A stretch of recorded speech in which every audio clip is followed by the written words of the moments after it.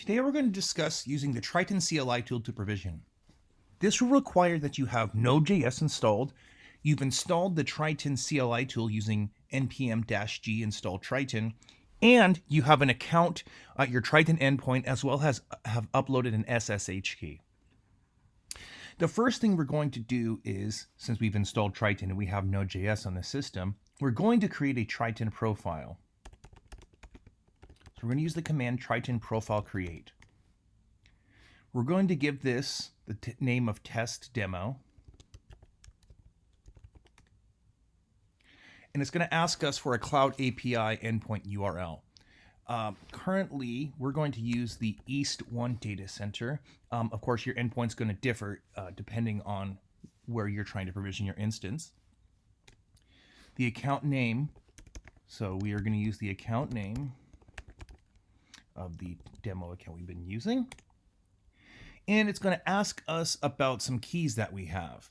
So the demo key is the one we created in the previous video, and it's actually selecting and showing this for us. So we're going to go ahead and click 1. Okay, and it's going to ask us about the Docker setup. We're just going to hit yes. This is going to allow us to also use Triton and Docker against the Triton endpoint. Awesome. So now we have set up a Triton profile. Now we're going to set this Triton profile to our default. So we're going to use the Triton profile set command. Set test demo as current profile. Awesome. So now we can go ahead and let's go ahead and try using Triton instance list. So this is going to list any instances we've already provisioned before.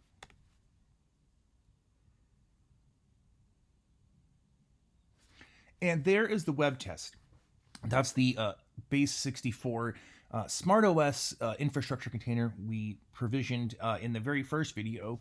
And then in the firewall video, we showed you how to adjust firewall rules to block HTTP and HTTPS, or open up HTTP and HTTPS for that instance. So now we're actually going to provision an instance. So I've actually saved a command here, Triton instance create. And what we're going to do, Triton instance create. And then we have the -w flag. So the -w flag will have the command wait until the provisioning is completed until finishing or actually exiting the command. Next, we have a name. So we're going to give it the name of web test 2. And then base64 LTS, that's the image we selected. So we're going to give it the same image as we did with the previous web test. And then at the end, you choose the package.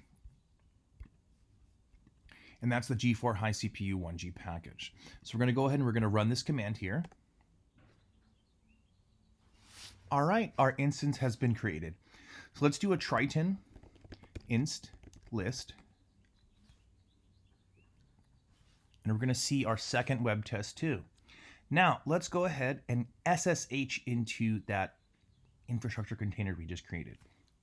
Now, there's a great command built into Triton called Triton SSH, where you can actually use the short name or the short ID of your container to go ahead and SSH into it. So we're going to go ahead and Triton SSH web test 2. It's going to ask us about a fingerprint. Since this is the first time we're connecting, it'll automatically find that public IP and connect for you in our instance. So now we can go ahead and do the things that we've done before, which is let's go ahead and install. Let's go ahead and install Apache.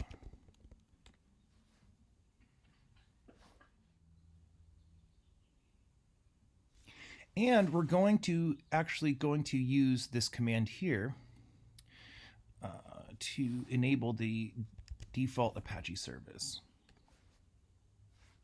And let's go see if that's running.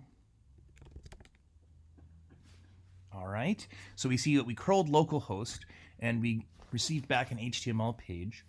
Now we're going to go ahead and disconnect from this instance. We can see the public IP is provided right here. We're going to go ahead and curl that instance, and we see the same HTML page that we did after installing Apache and enabling the SMS service. Let's go ahead and visit that public IP address here. It works. So we just provisioned an instance and installed Apache on a SmartOS container, all from the Triton CLI without having to go into the portal. It's very handy, very quick, and enables you to quickly provision instances and then use them for whatever purpose that you want to, as far as installing software, doing a web server, or maybe even a database server.